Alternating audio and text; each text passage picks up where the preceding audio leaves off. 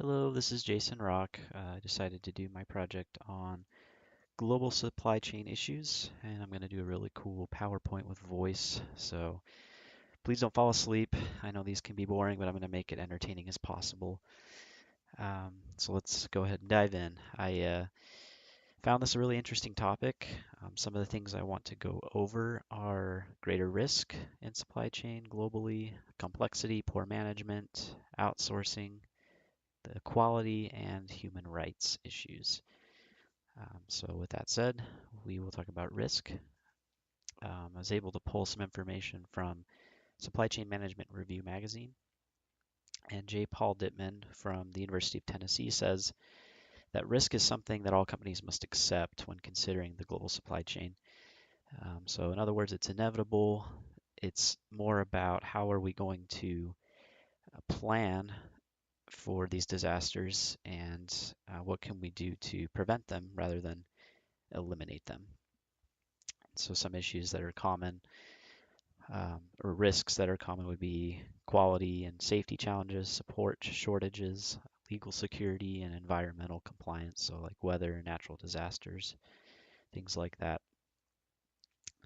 Um, so risk is something to consider. Another would be complexity. I'll let you read this comic here for a few seconds.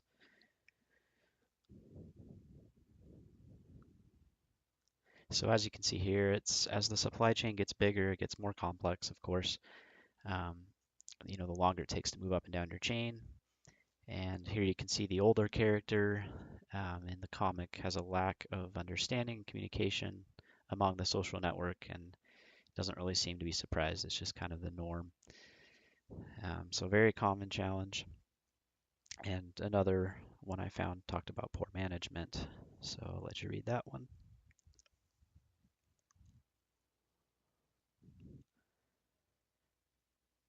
So this one talks about management issues being very common. Um, as soon as companies scale across borders, problems can arise in your distribution and your inventory levels. So this comic demonstrates a manager who is delegating tasks rather than focusing on the needs. So from Arizona State University, they have a really good global supply chain um, track there, and I was able to find a video talking about outsourcing with strategy. So when I think of outsourcing, the first thing comes to mind is you're going to save on labor costs. I have a business here. Let's outsource to China. Labor's cheaper there. We'll save money. Well, not so fast. There are other things to think about. One of them being, um, you want to expand offshores in an effort to reach new markets. How can you do that with outsourcing? And so there's a really cool example in this video about a Olympic runner who transplants his heart to a um, like a really lazy, out of shape person. And so the heart represents the manufacturing of your business. So if I want to outsource my manufacturing somewhere else, it's not as easy as just a quick transplant. There are other things besides the heart that determine the shape of the runner. So he's got his bones, his muscles, his respiratory system, things like that. So when you apply it to a business, you need to make sure you're thinking long term with the complete picture in mind instead of just simply outsourcing to save a buck. Another video I found was about Starbucks, and their global supply chain is phenomenal. One of the biggest things they focus on is quality, and a lot of companies do as well, and that's an issue. Um, so one of the issues they run into is since they have so many daily deliveries and multiple temperature requirements, they have to make sure it's precise so that their beans offer that quality taste that consumers are looking for in their coffee. And so one of the employees there says, "We're not making widgets, we're making the best coffee in the world." So you can see it's one of their core values. A couple of TED Talks I found. This guy, Aret van Heerden, very passionate about human rights.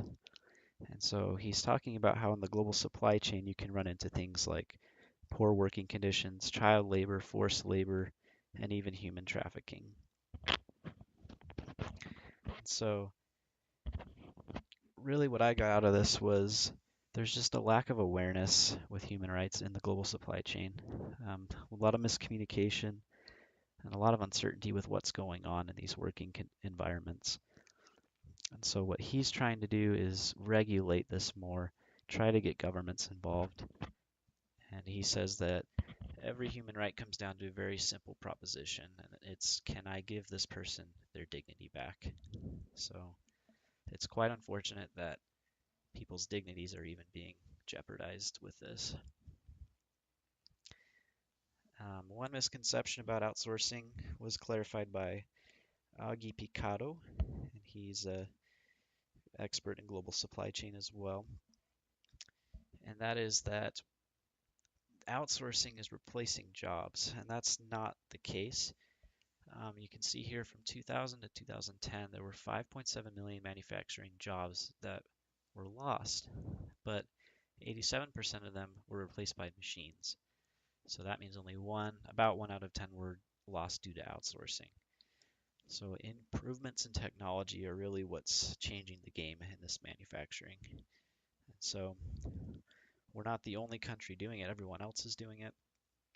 And he kind of echoes Michael Porter when he says your country needs to produce what it's best at and then trade. And so that's what the networking global distribution is all about.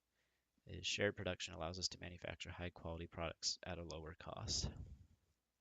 So I hope this was beneficial and you learned something because I sure did. Thanks for watching.